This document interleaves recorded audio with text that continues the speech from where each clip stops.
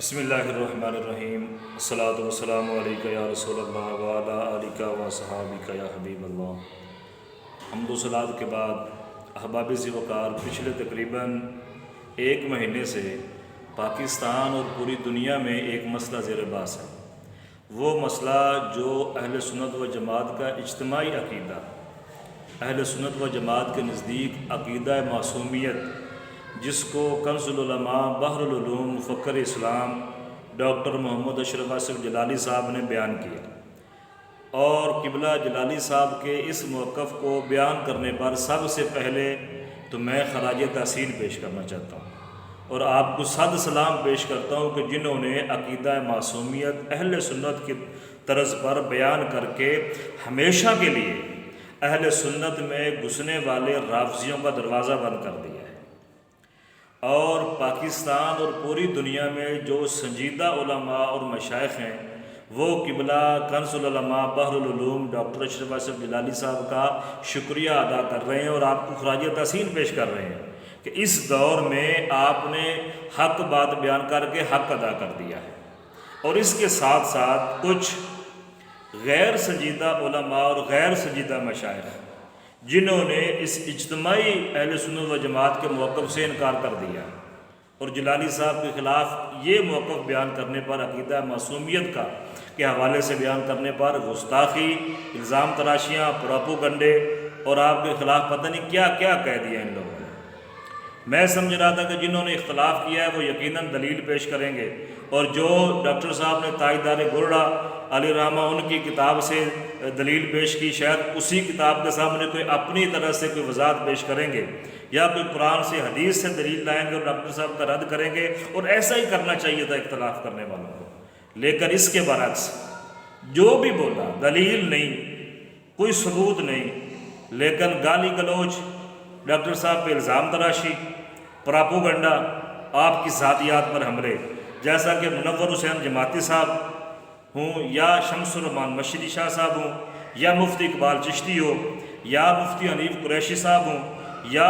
امام المناظرین مولانا سید احمد اسد صاحب ہوں، یا اس کے علاوہ جو کچھ اور ہے، میں ان نعت خواں اور نقیب جو لگڑ بگڑ ہیں ان کی بات نہیں کر رہا، ان لوگوں کی بات کر رہا ہوں جن کے پیچھے ہزاروں ان کے مرید اور چاہنے والے اور سننے والے موجود ہیں۔ یہ خود ڈاکٹر صاحب کو گالیاں نکال رہے ہیں، الزام تراشیاں کر رہے ہیں، پراپوگنڈا کر رہے ہیں۔ یہ ہماری یہ تربیت نہیں ہے گالی دینے کی، نہ ہم کسی کو گالی دیتے ہیں۔ ہمارے قائد محترم نے، قبلہ جلالی صاحب نے ہمیں یہ نہیں سکھایا، بلکہ انہوں نے ہمیں حکم دیا کہ کسی کو گالی نہیں دینی، نہ وہ خود گالی دیتی ہیں، نہ ہم کسی کی ذات پر حملہ کرتے ہیں۔ لیکن بڑا افسوس ہوا، دلیل نہیں، بڑے بڑے مشائخ گالیوں پہ اتر آئے، الزام تراشیوں پہ اتر آئے۔ میں بڑا حیران ہوں مناظر اسلام علامہ سید احمد اسد صاحب سے کہ ان کی زندگی گزر کی حدیث پڑھتے پڑھاتے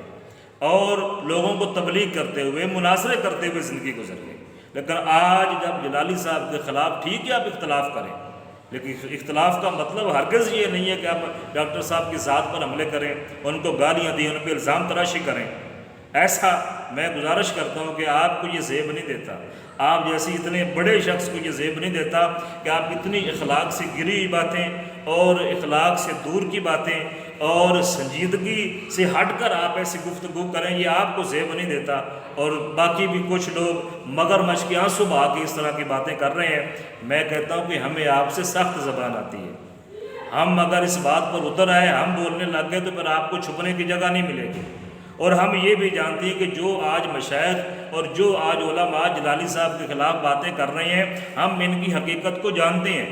ہم جانتے ہیں کہ انہوں نے اہل سنت و جماعت کو کہاں کہاں بیچا، اور ہم یہ بھی جانتے ہیں کہ یہ کہاں سے مفاد لے کے آج جلالی صاحب کے خلاف ذاتی طور پر پروپیگنڈا کر رہے ہیں، اور یہ کہاں سے ان کی ڈوری کو ہلایا جاتا ہے اور کون ان کے پیچھے ہے اور کیا ان کے مقاصد ہیں، یہ ہم سب جانتے ہیں۔ ہمیں بولنے پر مجبور نہ کریں، کہیں ایسا نہ کہ ہاں بولیں اور آپ کا پردہ چاک ہو جائے۔ گالی گلوچ نہیں، اگر دلیل نہیں، اور کوئی مائی کا لال ایسا نہیں جو جلالی صاحب کے موقف کے خلاف دلیل لے کے، اور ہرگز کوئی نہیں لا سکتا، اس لیے کہ جو جلالی صاحب نے بیان کیا ہے وہ تو اجتماعی موقف ہے اہل سنت و جماعت کا، جب آپ کے پاس دلیل نہیں تو گالی گلوچ نہ کریں۔ ہم جانتے ہیں آپ کہاں سے مفاد لیتے ہیں اور کہاں پہ آپ کی راتیں اور دن گزرتے ہیں اور کہاں سے آپ کے معاملات چلتے ہیں، ہم سب جانتے ہیں، ہمیں مجبور نہ کریں بولنے پہ، لہٰذا گالی گلوچ نہیں۔ اگر دلیل نہیں تو اللہ کی بارگاہ میں توبہ کریں اور ڈاکٹر صاحب سے معافی مانگیں جو ان کی ذات پر آپ لوگوں نے حملے کیے ہیں اور ان کو پریشان کیا ہے۔ حقیقت میں اگر آپ کے پاس دلیل نہیں اور ہرگز نہیں ہے، اللہ سے معافی مانگے، ہم اس کا انتظار کریں گے، اور گالی گلوچ سے آپ پرہیز کریں برائے مہربانی۔ اللہ تعالیٰ عمل کی توفیق عطا فرمائے۔